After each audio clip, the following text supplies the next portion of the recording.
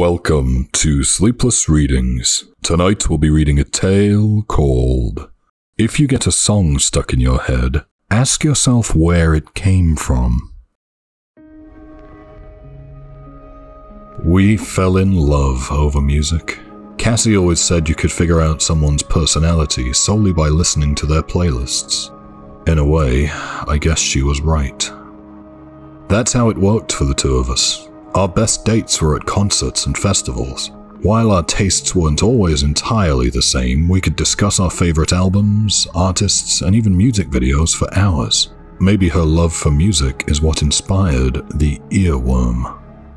Cassie worked at a tech company, the kind that focuses mainly on finding the newest, biggest, most innovative idea out there.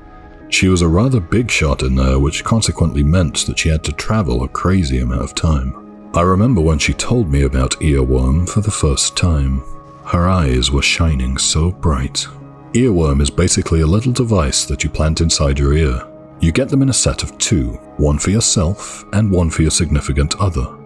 When you get a song stuck in your head, they will hear it too.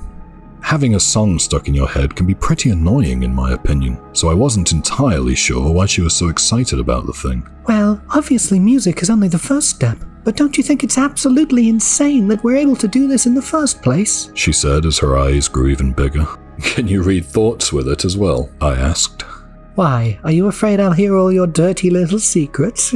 Cassie laughed. No, of course not. Although if the technology becomes more advanced, maybe we can in the future. She raised an eyebrow. I didn't particularly like the work she did, or how her ethical boundaries seemed to become more blurry each day. Cassie was in no way evil, but I believe sometimes she got so excited over all the possibilities of innovation that she started ignoring downsides. Not everyone would like what they were coming up with. Although, if you think about it, many were, and still are, wary of smartphones when they came out. We've all accepted being tracked. Soon enough we probably would be alright with something reading our mind. Though for now, it was only music. Music that my love and I would share. The annoying earworms, as well as the songs that came to our mind when we thought of each other. A way for us to share our biggest interest while we were apart, as Cassie had to go abroad for 2 months to introduce Earworm to their partner company. I'll be working crazy hours and I won't have much time for anything else. I just want us to stay connected as well as we can. And you'd help me test the device as well. She grinned. All right, but no musicals. We got the devices planted inside our ears on the day of her departure. It didn't hurt or anything, but it did feel a little strange, like it wasn't supposed to be there. At first, there was nothing, possibly because my mind was pretty blank as I drove my girlfriend to the airport later that day. I guess so was hers. We stayed quiet for quite some time, but just before we reached the airport, I learned what technological advancement really meant.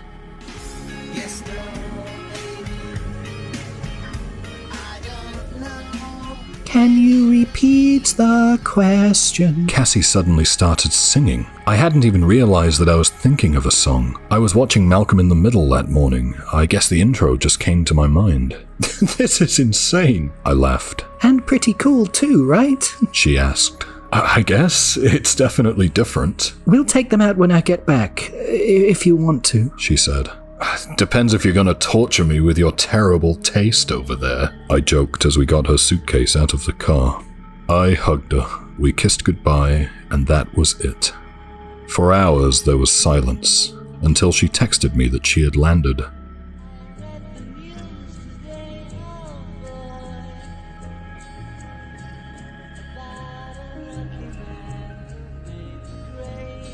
She was listening to music now. I heard it very faintly, like background music in a movie. I lay in bed just listening to what Cassie heard in her ears all those miles away.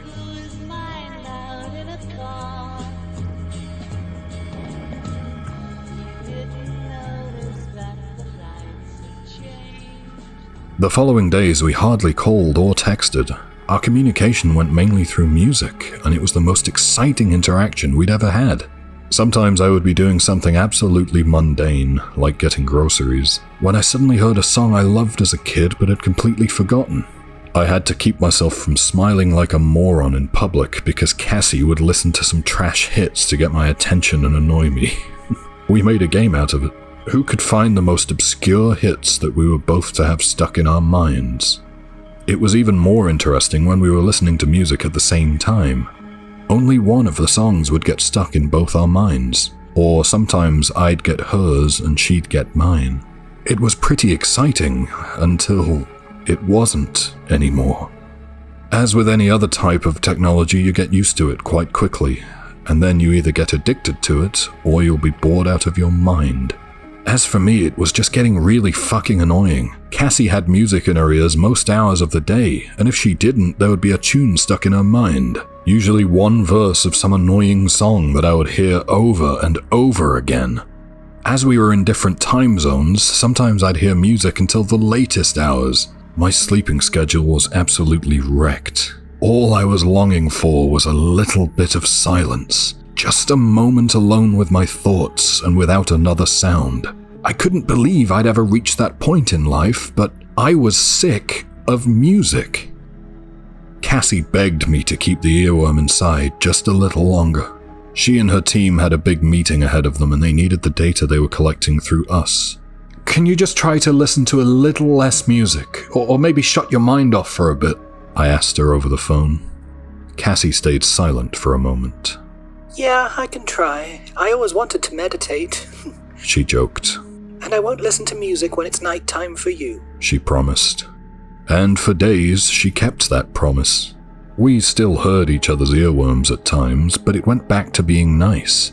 On my birthday, she woke me up with my favorite song. She had to get up at 3 a.m. for that.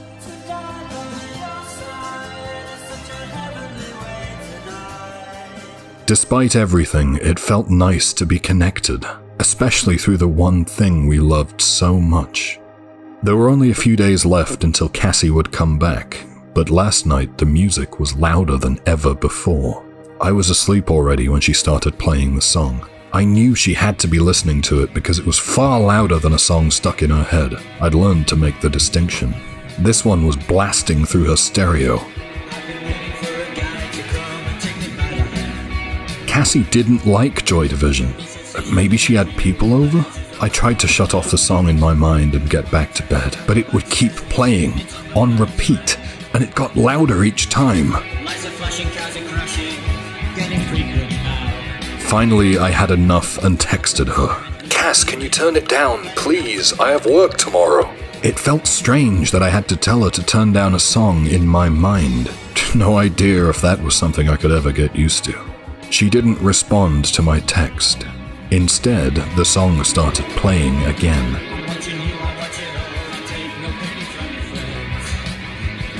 My ears were almost bleeding. I was entirely fed up with her. I had started thinking that she was pissed at me. Maybe I'd forgotten something important, or hell knows what, and she wanted to punish me. I felt a migraine setting in. It really drove me nuts. I was so close to just ripping that implant out of my ear. But then all of a sudden, I heard something else. Joy Division was still playing, but it was mixed with a different tune now.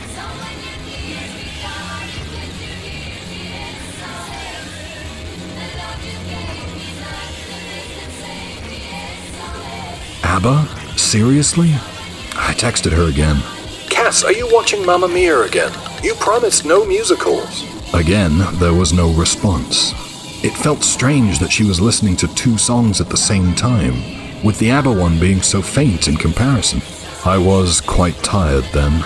I'd only woken up, after all. But when I made the connection, I shot right out of bed.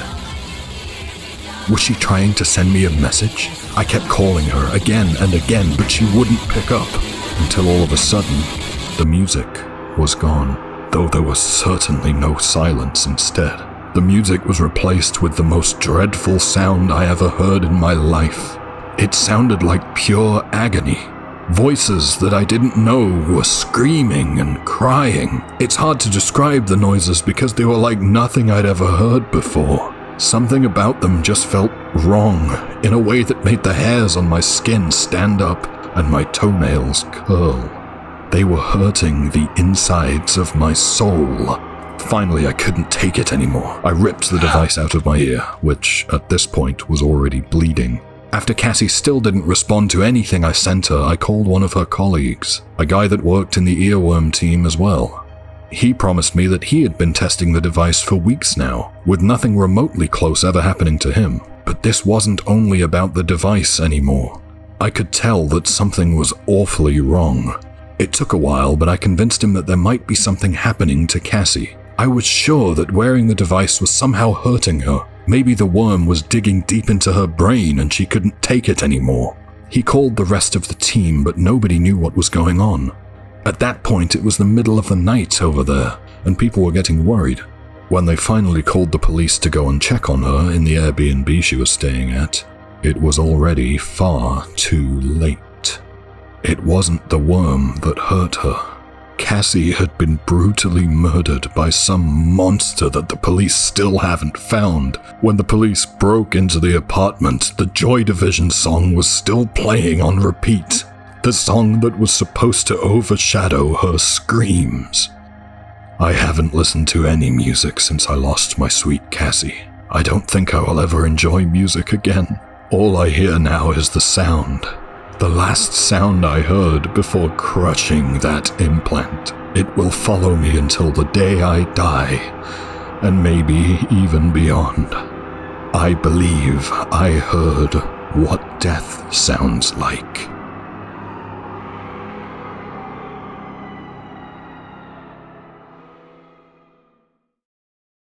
Thank you for listening. That was, if you get a song stuck in your head, ask yourself where it came from. Don't forget to like the video, it does help to boost the channel. There's new stories every Sunday. Not to mention the shorts on Tuesdays and Thursdays. So subscribe. And ring the bell. Thanks, guys. And, as always, stay sleepless.